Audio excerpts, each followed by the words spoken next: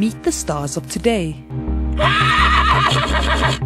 These ponies are the creme de la creme of competitive horses which are used for polo, the sport which is quite similar to hockey, except on horseback and with a much bigger stick. Young polo player Mia Harrison comes from a show jumping background and has been playing polo for the past 2 years. According to her, there's nothing she'd rather be doing. Like the most amazing experience, and it's so intense that it's always fun. You can never get bored playing polo.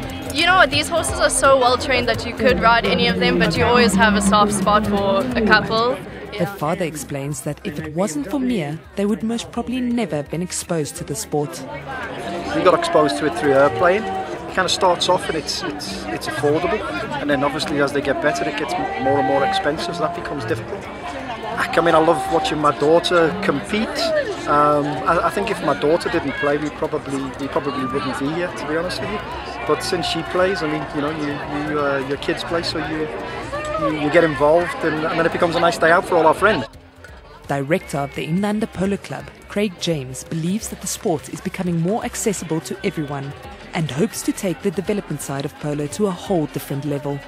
Every club has sort of taken it upon themselves to have a development player and try and help these guys. They've all come from grooming backgrounds, so they've worked with horses their whole life, and it's now trying to take them and give them a new skill, an opportunity to further themselves with polo. But we're looking to try and get some kids out of Soweto, out of schools, help them with polo, and through the polo educate them in school, play polo as a trade, and then fund their tertiary education. I think it's vital. You know, polo has always been seen as a white elitist sport, and it has changed.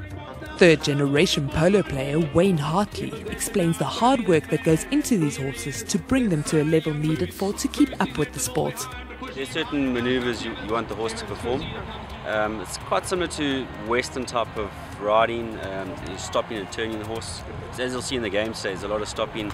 The player wants to control the ball, he'll stop the horse, and the horse needs to stop in a straight line and then turn off on the right lead, strike off on the right foot.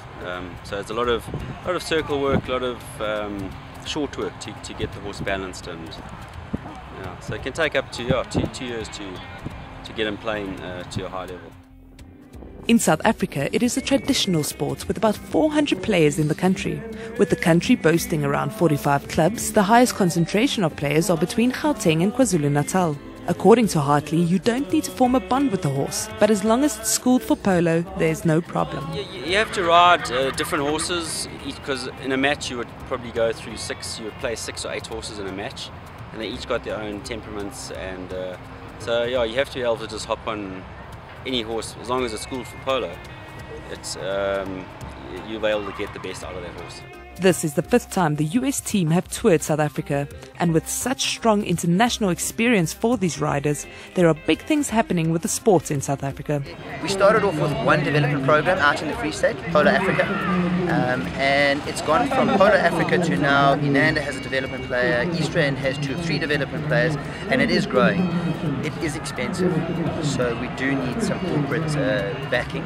As individuals we can only do so much, but it is definitely growing, and I think it will continue to grow as people become aware of polo. The figures certainly here in the Highveld, I've been playing, I used to be in Natal, but since I've been playing up here, the number of members have doubled in, I suppose, 10 years. So it's certainly growing up here in Gauteng. He opens up the backhand. South Africa working hard here in tandem there. Picked up now. It's a breakaway by Evans. He's given himself a very difficult shot down the ground. For SABC Digital News, I'm Nina Oosthuizen. Evans down towards the goal. This is number 2.